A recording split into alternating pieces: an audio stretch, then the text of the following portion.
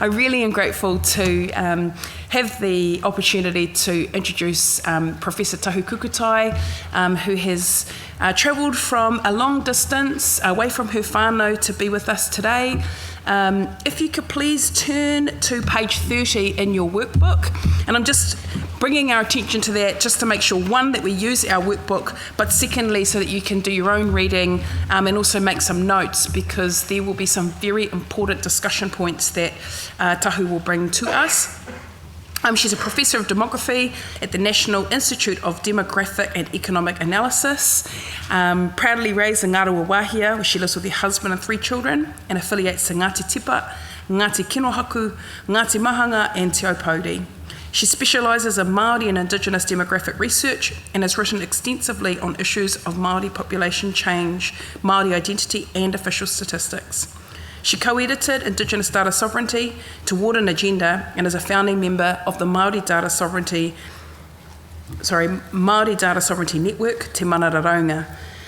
Tahu has undertaken research for numerous Indigenous communities and government agencies. She is a member of the Forum of Chief Science Advisors and the Child Wellbeing Strategy Reference Group that is informing the development of the government's first child wellbeing strategy.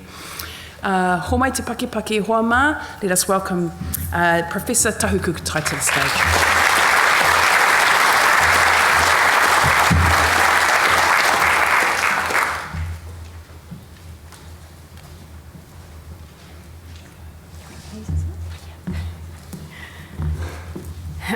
Tēnā koutou katoa, ko te mea tuatahi e mihi kau ana ki te mana whenua o te whenua nei, ko Ngāti Tō Rangatira, te ati awa me ngā iwi o Taranaki whānui. Ko ai au he uri tēnei no Ngāti Tipa, Ngāti Kinohaku, Ngāti Mahanga, Ngāti Ngā Wairo me Te Aupōuri. Nō reira, tēnā rā tātou katoa. Thank you for that sort of overblown introduction. Made me sound kind of more important than I think I am. I just wanted to start off by acknowledging the tribes of this area and also to give you a bit of my pepeha, which is where I'm from, and in Te Ao Māori sort of locates me in the web of connections to whom I belong. Earlier this morning I caught John Edwards' talk. It was a fantastic talk. And he posed a couple of questions that I want to pick up on in my talk. And the questions he posed was, where does identity come from? And to those who monetize and even weaponize identities, who do you think I am? These are really important questions, but they also come from a particular lens and a particular conception of identity. And I want to offer something that's slightly different. So when I was a little girl, no, just kidding, I'm not going to tell you about when I was a little girl, but I'm actually not that old, so it wouldn't take that long. But I do want to start with a question that comes from my childhood. Most of my childhood was spent back in my homeland in the Waikato, but I did spend a period of time here in Pōneke. And my brother and I went to a little school here, and apart from one other family, we were the only Māori whānau, we were the only Māori kids at school. And the other Māori kids that went to our school, they didn't have Māori first names. We had Māori first names, Māori second names, and Māori third names. And that was kind of unusual in the 1970s, because we were still very much in the grip of a kind of assimilation ethos. And so I remember going home and asking my dad, where did my name Tahu come from? And because I really wanted to know, why was I called Tahu? Where did that name come from? And he told me that it was my grandfather's, my koro, it was his sister's name, and so I'd been given her name. But that's really all I knew. Much later, I came to see a picture of my namesake. Oops, I want to do the laser. Let me go back, sorry, there we go. Much later, I came to see a picture of my namesake and her sister hanging up at one of our kukutai marae, Ngāti Tipa, dressed in her kākahu alongside her sister, who I didn't know existed, but whose name my cousin carries and who her daughter carries too now. So now I had a face to a name, but I didn't know what had happened to her. I didn't know what had happened to them. Recently, I was searching through Papers Past, which is a wonderful digitised collection of 19th century and 20th century New Zealand newspapers, and I came across a report in the early 20th century, and it was my great-grandfather giving evidence in court, testifying against an English midwife who had set up in Pukekohe amongst the local Māori community and was selling bogus medicines to whānau in desperate circumstances. This was before the influenza pandemic and mortality was still high. I know this because I'm a historical demographer and I've done a lot of work on historical patterns of mortality. So my great-grandfather was telling a story how he'd paid a large sum of money to this woman who had claimed to have rongoa or medicine that would cure his daughters. But that wasn't to be. My namesake died, and so did her sister. That report was 4 years before my koro was born. He never talked about them because he never knew them. I came across this newspaper because I was searching for our tupuna and ancestors from my tribe Ngāti Tipa. And this is part of a Marsden Fund research grant called Counting Our Tupuna, which has involved trying to identify all of our ancestors from Ngāti Tipa across 4 generations, from about 1840 to 1930s. It's what historical demographers call population reconstitution. And the European Fertility Project at Princeton is a kind of a world-famous example of historical population reconstitution. But our project is about as far from Princeton as you can get. Our project is situated in Ngāti Tipa territory, which is one of the hapu and the iwi of Te Puaha or Waikato, which is the estuary from the Waikato River, which comes from Tūwharetoa territory, weaves its way through the Waikato, comes out to the Tasman Ocean.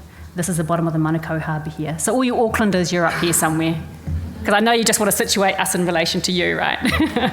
So Auckland's just up here. So this map is from around 1866, and it shows the Opuatia block of around 45,000 acres that was allocated to Ngāti Tipa after the invasion of the Waikato and the mass confiscation of all of the Waikato lands. Some of the hapu and the tribes got their lands back if they didn't actively resist the Crown.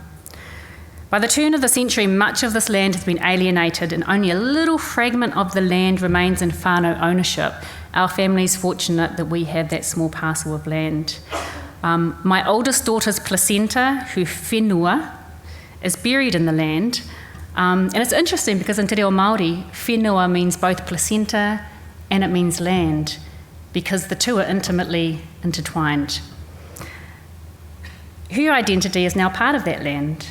With that identity, with that connection comes the responsibility and the obligations of kaitiakitanga. That's an intergenerational stewardship to care and protect for the land and to never let it go. It's a bond that is both legally concrete in title and culturally intangible in terms of the ethical responsibility.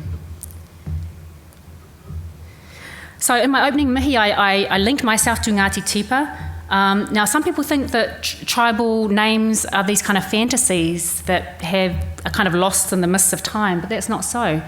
Most of our tribes are actually linked to an eponymous ancestor who was an actual person that lived. So Tipa was an actual person, and Tipa was not an isolated individual, but connected to others. So here is Tipa, and we're linked here to Pikiao, which are the tribes of Te Arawa and Rotorua. Linked here to Mahuta, which is the hapu of the Māori king, that's Ngāti Mahuta. Linked here to his father Paua, who is Mahuta's brother, and then through his wife to the tribes also of Ngāti Tamatera in Hauraki. So this not only links our founding ancestors, but also our inter-hapu and our intertribal connections. So it's the connections between our collective identities are embodied in this whakapapa. Now, one of the key data sources that we're using for this massive project of tribal reconstitution comes from colonial censuses. Now, as a demographer, I don't mind saying that I'm quite obsessed with the census. I crunch heaps of census data. That's my kind of bread and butter in population research, is census data. As a social scientist, I'm also interested in how does census shape society. And for centuries, the census has been the flagship of nation-state statistical and data activities. And there's a project that I'm involved with a US sociologist called Victor Thompson, and we've collected census forms for pretty much every country in the world for the last 30 years to track how governments count and classify their populations by ethnic racial criteria and civic legal status. And it's really fascinating stuff. It's essentially how states engage in activities of identity accounting. Now, I won't kind of jump down the rabbit hole of that today. Suffice to say that the census, and we know this very well in Aotearoa, New Zealand, the census terrain is changing dramatically. And we're moving from a model where people knock on your door and ask you for the form to one where the data is going to kind of collected more under the radar.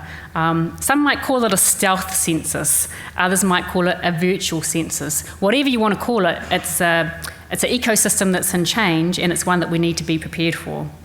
More recently, myself and Donna, who's going to be on the panel, have been involved with the independent data quality panel for the Census 2018, which has really, I think, raised the profile of the census in Aotearoa, but unfortunately for all the wrong reasons. Some of you must have been heard of some of the pretty negative coverage that's been in the media lately around Census 2018.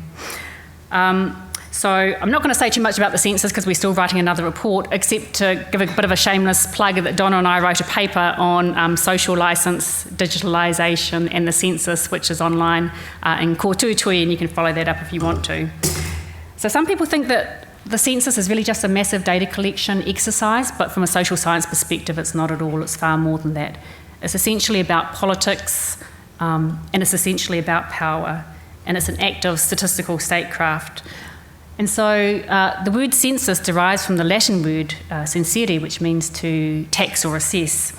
And its origins in antiquity allied with the rise of the Roman Empire and the extraction of resources from the population for purposes of taxation or military conscription. So then afterwards, in the 18th and 19th centuries, the census began to change form, and learned white men basically called on the science of statistics to investigate links in the census between societal conditions and health, and to try and identify these sort of precision-like laws akin to sort of Newtonian mechanics. And the focus of these investigations were often the working poor, and the goal was to monitor and control. So this is a whakapapa of the census, which now looks like a kind of a objective exercise in data collection, even if it goes wrong sometimes. But it's inherently about politics, and it's inherently about power. And it really goes without saying that for the most part, Indigenous peoples have had really fraught historical experiences with data collections controlled by others. In the past, it was the census. Now, in a new, open and integrated data environment, it's a more sophisticated version of that. Here in Aotearoa, iwi and Māori were the objects of surveillance, and the motivation for data collection was largely one of data in pursuit of domination, assimilation, and then much later, around World War II, economic incorporation. So in recent times, this data had been used about Māori to kind of identify gaps, explain gaps, close gaps, plug gaps, deny gaps, and more often than not, it's the requirements and the priorities of the Crown that's taken precedence in these exercises, not the informational needs or aspirations of Māori. So for me, that's a bit of a long story, but for me it's really satisfying to be able to use these colonial censuses for our own purposes and to be able to repurpose them in a different way. So you won't be able to see all the detail here, and you don't really need to know it, but this is an 1844 census that was undertaken by a church missionary society missionary called Robert Maunsell, who lived amongst Ngāti Tipa. And essentially it has women and children and men. And it links the women to their men, and it links the children to their mothers. And we're also able to use the 1858 census by Francis Fenton, who later went on to become the first judge of the Native Land Court, which later became the Māori Land Court. Bit of a nasty character, Fenton. But he took this census, and it's become really useful. Now, the lists aren't perfect by any means. There's people who shouldn't be there, they miss people who should be there, they match the wrong women with the wrong men, there's the wrong children with the wrong parents, and there's numerous typos and mistakes with the names. But treated with due care and diligence, it's a really amazing resource.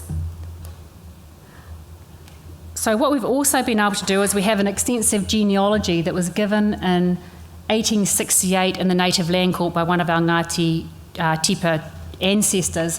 And together, these two colonial censuses and this extensive whakapapa or genealogy given in the Native Land Court forms the tuara or the backbone of our genealogical database. So from here, adding to the backbone of our database, we're integrating material from historical newspapers through the Papers Past website that's been digitalised by Waikato University. We've added and digitised Māori Land Court minute books and block files, which contains all these lists of owners and successions. We've got hundreds of maps and survey plans because we recognise that the histories of our ancestors are intimately connected to the histories of our lands. We also have stacks of files from archives and libraries, births, deaths, marriage certificates, registrations, photographs, coronial inquiries and information on headstones in our customary urupa that have been digitised. Most importantly, our whānau have developed, with the oral historian Nepia Mahuika at University of Waikato, a by whānau, for whānau approach to capturing the kōrero tuku iho, the stories of our kaumātua that have been passed down to them from our ancestors. And our Ngāti Tipa researchers have been visiting the kaumātua in their homes or at the marae to talk about some of these stories. And there's a real sense of urgency to our mahi because we've only been doing this for 2.5 years and already 5 of our kaumātua have passed away. And this is 3 of them, Koro Stan, Nanny Amy and Nanny T. So this has ended up being a really significant exercise in data repatriation, digitisation and integration. It's taking fragments of us from the public repositories, you can just walk off the street and get any of this information, and bringing it back into our own space to try and make sense of it in our own context, using our own mātauranga or local knowledge and under our own tikanga or customary protocols. In a way, it's far bigger than I ever imagined because there's no existing methodology that guides us how to do this. Princeton is of no use here. So we're creating the methodology as we go. And because the data are about our ancestors, they belong to the people, and so we take it back to the people. We hold regular whakapapa wānanga at our Ngāti Tipa marae. This is my dad here, he's having a good time.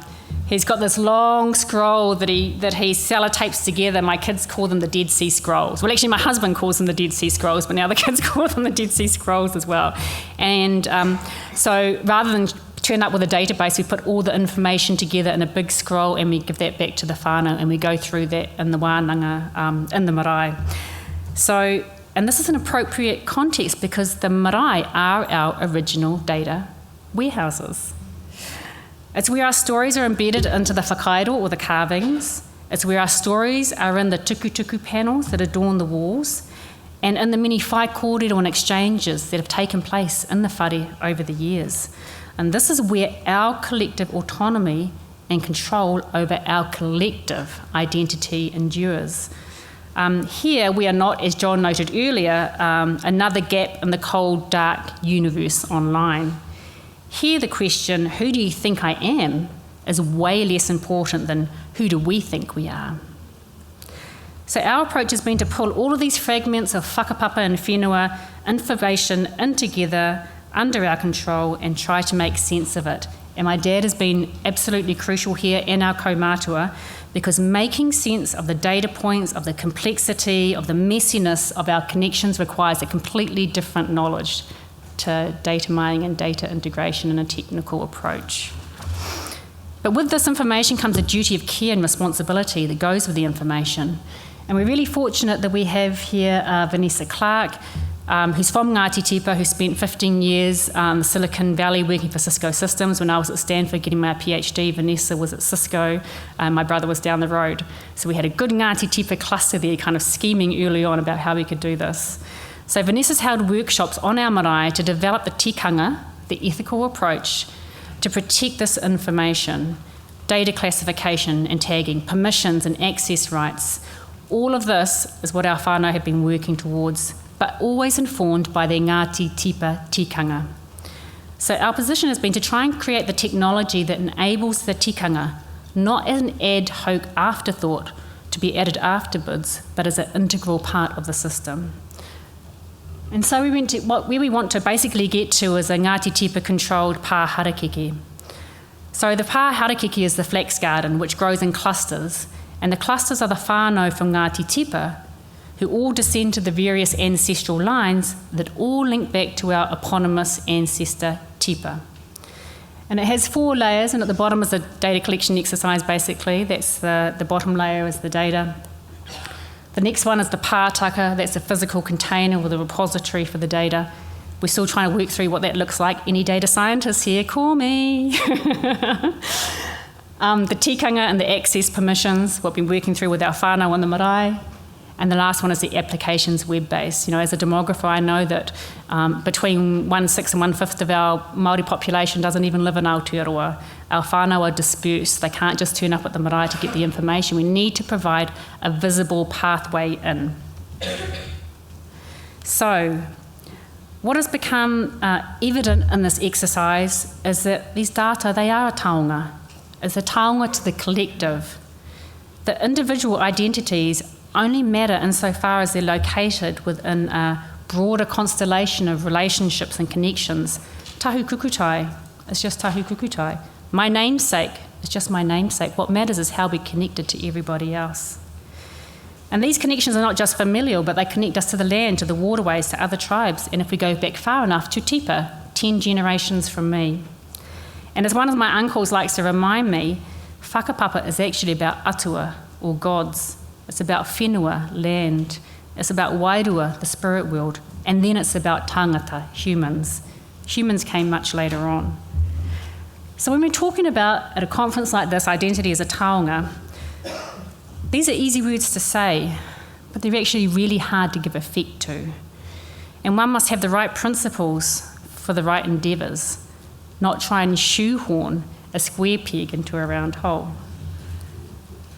So I'm thinking, when we're talking about identity as a taonga, whose taonga are we talking about? Under whose control? According to whose values? And for whose benefit? And what is a framework that we can begin to understand these complex relationships between identity and value and digitalisation? For me, Te Tiriti o Waitangi, our founding constitutional document, or it should be, provides us with a guide on how to approach this kind of complex area. And if we look at Article 2, the Te Tiriti, of course, may not have a direct legal force, but it provides a way of understanding rights and obligations. And Article 2 talks about rangatiratanga over our kāinga and all of our taonga and valued possessions. And as soon as you start talking about Article 2, it triggers a recognition of tangible and intangible taonga. Now, from the Waitangi Tribunal's reports, it's clear that for something to be classified as a taonga, it must be valued and it must be treasured by Māori. Now, we took a more global perspective and we looked at the United Nations Declaration on the Rights of Indigenous Peoples, to which New Zealand is a signatory, very late in the game, but we are a signatory. There's a bunch of articles in the UN DRIP, which is a global human rights framework. It's not legally enforceable, but it does provide a human rights-based approach to rights and interests. And Article 31 is of particular interest around Indigenous peoples having rights to maintain, control, protect, and develop cultural heritage, traditional knowledge, and traditional cultural expressions. There's a whole bunch of other things attached to that Article 31. So this idea of taonga and of value is incredibly important when we're talking about identity as a taonga in a digital world. And we know that there's a lot of claims being made about the value of data, the economic value and also the societal value. Big data and open data increasingly here at Aotearoa, and there is an ambitious goal to be kind of a world leader in the trusted use of shared data. And with that comes an ethical responsibility to do that in the right way. But a lot of claims are being made about unleashing the power of the data to change lives, a world where knowledge creates power for the many, not for the few, so actually kind of levelling the playing field of inequities. The New Zealand Data Futures Forum, of course, that kind of had the tagline of New Zealand becoming a world leader in the trusted use of shared data, and also open data and empowering governments and citizenship. So there's a lot of value claims now that are being made around data, and most of these claims are seen with a fairly high degree of scepticism by Indigenous peoples involved in this data space. Now, I just want to segue a little bit now and talk about Indigenous data sovereignty. And so Indigenous data sovereignty kind of inverts the mainstream idea of data sovereignty, which is primarily around national jurisdiction and the national infrastructure, to focus instead on the rights and interests that Indigenous nations have as the providers of the data. And Māori data sovereignty refers to the inherent rights of interests that Māori have in relation to the collection, the ownership, and the application of Māori data. Interestingly now, there's been quite a lot of interest in the last 2 years, and a growing recognition of Indigenous data sovereignty in a global context, not just in a local context. And the UN Special Rapporteur on the Right to Privacy, some of you might be familiar with this, and the Big Data and Open Data Task Force report that was released in October last year makes a couple of very strong points in there about Indigenous data sovereignty and what that might mean. One is that data are a cultural, strategic and economic resource for Indigenous peoples. Another one is that the existing data and the infrastructure, and I think we've seen this quite clearly, although I'm not sure to what extent Indigenous or Māori data has been talked about in this particular conference, but we know that the existing data and the data infrastructure does fail to recognise or privilege Indigenous knowledge and worldviews. We know that. That's not a contentious statement. That's an empirical fact. And it does not meet Indigenous people's current needs or future aspirations. And furthermore, the Special Rapporteur encourages governments and corporations to recognise the inherent sovereignty that Indigenous peoples have over our data. So in the past couple of years, there's been a proliferation of these Indigenous data sovereignty networks in different countries. Here in Aotearoa, we have the Te Mana Raraunga, which is the Māori Data Sovereignty Network. They've got a website. If you're not familiar with them, if you just tap in Te Mana Raraunga, it will take you to the website and all the resources there as well. There's the Australian Indigenous Data Sovereignty Network. There's the Pioneers, who are the First Nations Information Government Centre, who have the OCAP principles, which are trademarked, and there's also the US Centre as well. And more recently, there's the Global Indigenous Data Alliance, which grew out of the RDA, the Research Data Alliance. If any of you are connected into the RDA, which is a pretty massive international network, which is funded, I think, by the National Institutes of Science, the Australian Productivity Commission, and one of the large foundations, philanthropic foundations in the US. So this GIDA, or the Global Indigenous Data Alliance, is launching on the 28th of September, and it brings together these national-based data sovereignty networks, and one of the key initiatives that's been developed by GIDA are these international principles of Indigenous data governance, and they're called the CARE principles. They'll be released on the 28th of September. CARE standing for collective benefit, authority to control, responsibility and ethics. And if you're familiar with the Research Data Alliance, the RDA, they have the FAIR principles. And so these ones are going to sit alongside the FAIR principles. It's going to be fair and care, which kind of has a nice kind of zing to it. And they were intentionally created that way, not to be in opposition to the FAIR principles, but to work alongside them and to bring a different lens to the conversation on open data. Because at the moment, what we're seeing, and why I started off with my personal story, we're only getting one lens. And that lens is a heavily Anglo-centric, individualised, personal, data-focused lens on data. So we need to expand and open up our lenses. Okay, so just a little bit about TMR before I wrap up. TMR is advocating for data rights and interests, data governance, data storage and security, and data access and control across Aotearoa, New Zealand's data ecosystem. There's a charter and a framework of mana and mahi, so it recognises that tribes have their own autonomy over their own data. And the aim of TMR is really just to be an advocacy network. So we do the work and develop the principles and the guidelines, and we've got technical practitioners, but we don't make any claim to sovereignty, and that's for tribes and the Crown to work out themselves, and we support that through our approach. More recently, there's been the development of these Māori data sovereignty principles. They're on the website, and it sets out the kind of definition of what Māori data is, because we get a lot of questions. How can data be Māori? How can you begin to define the parameters of something amorphous like Māori data?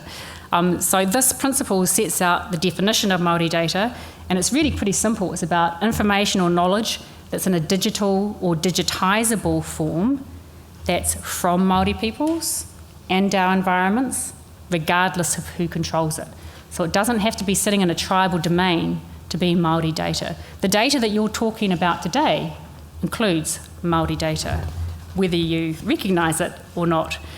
And Māori data sovereignty is about the inherent rights and interests that Māori have in relationship to that collection and their ownership and the application of the data. And the governance is the mechanism that refers to the principles and the structures and the accountability and the legal instruments and the policies through which control can be exercised. Currently, those mechanisms are weak to non-existent. My challenge to you as you try to craft a digital identity framework is, where do those mechanisms lie? If you're talking about Māori data, where do those mechanisms lie to do this in an ethical way? So there's 6 principles that underlie these Māori data sovereignty principles. As 2 pages, because nobody wants to read a 30-page report. You just want it light, tight, and accessible. And then how you operationalise that in a particular data context requires another step. But at the heart of this is 6 principles, and the most important one really, if we take a treaty-based approach, is rangatiratanga, or authority. And underneath that are the sub-principles of control, of jurisdiction, of self-determination.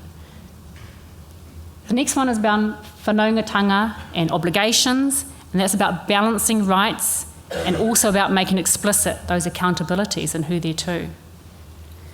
And the third principle, there's 6, I'm not going to go through all 6, just go to the website and see them, is around kaitiakitanga or guardianship. And it also brings to the fore ethics and restrictions on data as well. Now, we're under no illusion that there's a lot of challenges in trying to socialise and operationalise this idea of Indigenous and Māori data sovereignty in a context where people are very motivated by money, for the most part. We are talking about the world's most valuable resource. How do you get traction in a context that's driven by profit? Where Indigenous peoples have very little power, where instruments like the UN DRIP are a human rights-based framework where they're basically unenforceable. How can you appeal to the greater good to begin to get your values embedded and understood in the places where they need to be? I don't have any real answers for this, but I think we need to try and collectively figure it out together. But we do know what the challenges are. And there are a few challenges, and one of the key challenges is that the priorities and the values which are shaping the evolution of the data ecosystems, they don't reflect at all Māori data principles or the wellbeing principles that I talked about in the earlier part of my talk. There's a few positive developments, but there's a long way to go.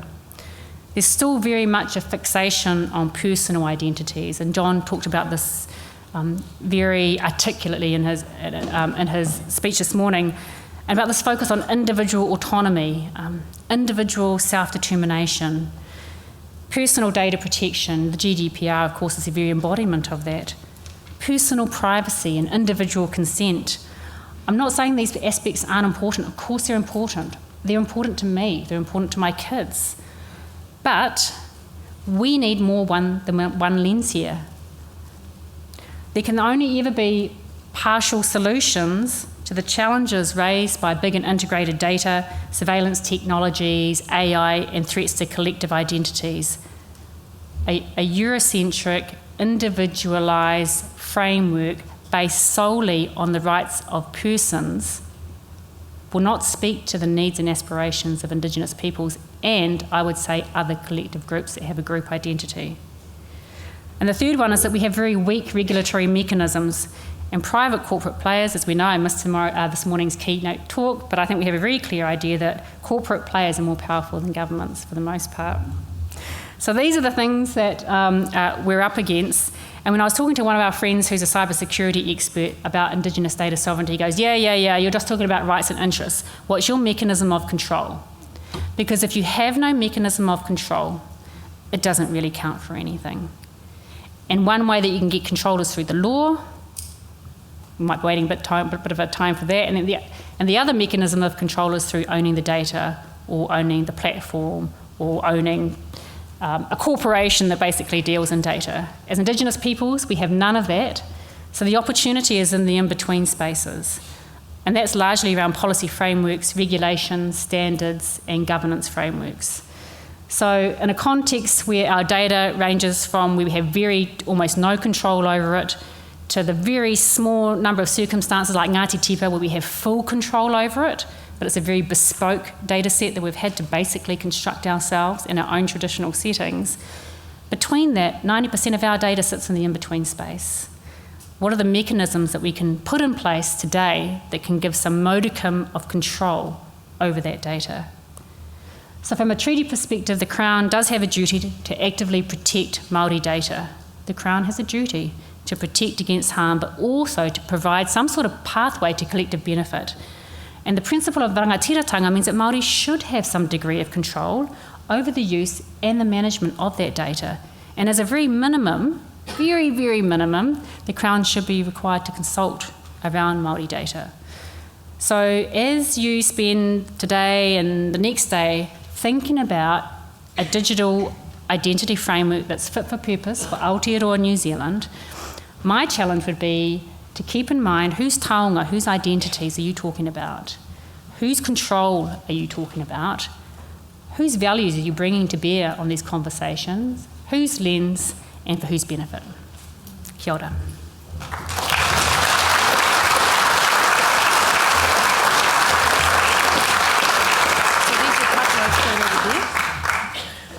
Oh, right. Okay, this is going to be fun. We've got lots of anonymouses, haven't we?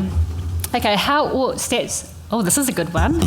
How ought Stats New Zealand best engage with Māori reluctant to fill out the census and Māori data sovereignty to collect and report accurate statistics about Māori for Māori? Okay, well, that's two questions, really. How should Stats New Zealand best engage? Easy. They need a Māori data governance approach. At the moment, they've changed the methodology without any prior consultation. They've kind of had to because the collection response rate was only 67%, historically an all-time worst. I don't know, maybe Maunsell and Fenton might have done a better job. I have to go through and I'll get back to you on that one. So the job hasn't been a great one, but the remediation work that's had to take place is that basically using other integrated government data sets, finding real data from real people. I'm going like this because it actually says on all the press releases, real data from real people, and then putting those people back into the Census 2018 data file. That's a different sort of social contract with the public, regardless of whether you're Māori or not, actually. So from a Māori data sovereignty perspective, when you start getting into that sort of methodology, and actually just as good practice, you should have Māori data governance over Māori data. So that's the first thing that I would do if I was the government statistician, which I'm not. Okay, and the second part about how to collect and report more accurate statistics, I think the data ecosystem is in flux, and while it's a bit messy at the moment, it's created a massive amount of opportunity. And so I think there's huge potential in an integrated data environment to move away from the models that we have currently and to put a much higher degree of investment in tribally run data centres.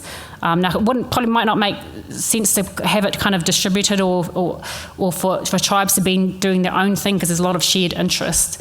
So maybe having a middle agency where tribes can use their own whakapapa defined population registers and then integrate the government data sets into a safe third space, which is directly accountable to tribes, but provides all the security that people want to see for their data. So I think we need to rethink the current model that we have, and there's lots of opportunity to do that because this whole system's in flux anyway. We shouldn't do what we've always done. How will child wellbeing strategic use measures focused on whakapapa connections give an importance to Māori while respecting data sovereignty? Okay, so we've done quite a lot of research on whānau wellbeing. And the one thing that became really apparent from that is how the government thinks of whānau, which is basically just family. And the only way you can capture that at the moment is through, in the census, is who you live with. So it's not really whānau in the whakapapa sense that I've talked about for the last 40 minutes, which is, whew, okay, that's the Māori concept of whānau. It's the extended connections. but the way we're captured in the data system is the families that you live with. So there's a massive disconnect between the concepts and the data that are collected in the data systems and what we actually want in terms of its relevance and its meaningfulness. So again, I think we need to reshape the data systems, collect data that's actually relevant and useful for us, instead of making do with these poor proxies, which give us pretty poor insights. Okay, what if the disenfranchised, poor IT, non-savvy Pākehā groups seek the same data... Oh, geez, where have we gone? Data sovereignty... Are we at the front? No? Did they just disappear? That was looking like a good question. Oh, there we go. IT, non-savvy Pākehā groups seek the same data sovereignty rights and benefits as described within Māori data sovereignty. Excellent. One of the things that when in a kind of an international context talking about Indigenous data sovereignty is there are other groups who have been poorly served by data systems who have been over-surveilled because they are marginalised, and they see something in this, something that recognises the importance and the significance of the collective, and the articulation of Indigenous and Māori data sovereignty rights could be just as easily work for other groups that have been at the pointy end of data collection and data analysis. So I have no problem if other groups find usefulness in a data sovereignty approach. I think that the more power to them. Oh, and they've all disappeared. Great. Thank you for being such a receptive and no, I don't think anyone fell asleep, which was good. This is a tonga for you from Amy Pātena. Oh, kia ora, ngā mihi ki a koe. Thank you.